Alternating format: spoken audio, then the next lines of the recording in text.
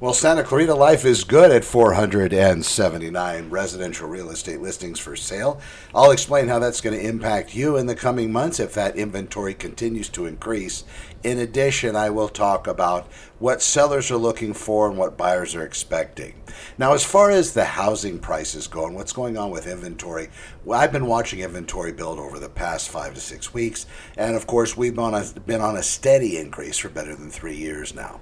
So now, as we approach 500 units for sale, and this is going to include single-family residences, condominiums, and townhomes in each one of the Santa Clarita Valley cities, all total. So you have Castaic, Canyon Country, Newhall, Saugus, Stevenson Ranch, and Valencia, and all of those 479 active residential listings.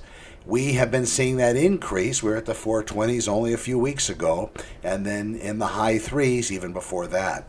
We were in the twos as well not too long at the beginning of this year. So you can see how inventory has increased, but because of the burdening interest rates that are making buyers not qualify for as much as they would have if the interest rates were lower, that part of the sector hasn't caught up yet. And right now, there are still plenty of real estate buyers willing to pay top dollar for real estate listings. So our days on market timeframes aren't very long in Santa Clarita. In fact, in Valencia and Stevenson Ranch and parts of Castaic and Canyon Country and Saugus, I can show you listings that have sold within moments of being placed in the active realm. Once they enter they get active, there are people willing to write offers sight unseen because they have been looking in these neighborhoods and they know exactly the type of residence they want. Now, of course, that's not super common to write a listing or an offer on a property without actually having seen it first, but it does happen.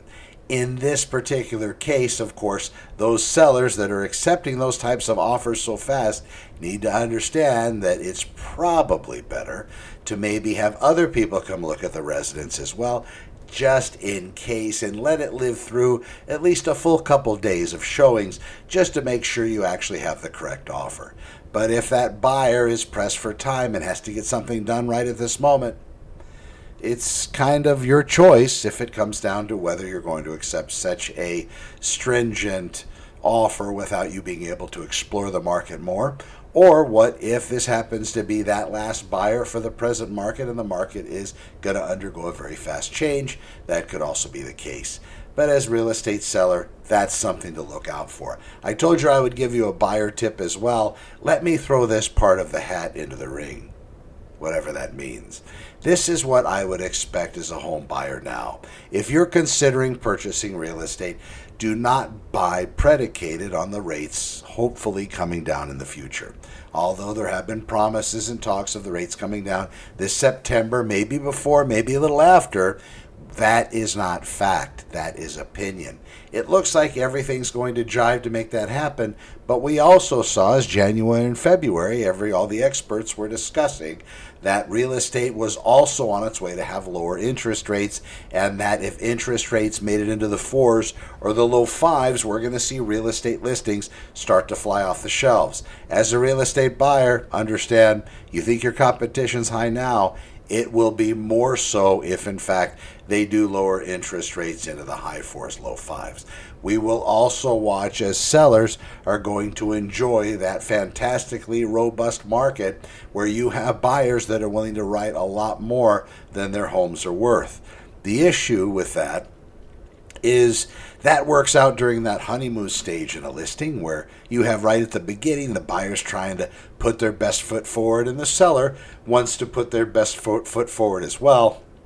During that romantic stage, usually nobody offends each other, but as escrow goes on, you've now have 2 and 3 weeks in, the buyer's done their investigations, maybe there's been some banter about clearing up some of the items that have been located in the disclosures, getting further explanations, and then all of a sudden, that romance that you guys had prior to the escrow starting, that's nowhere to be seen.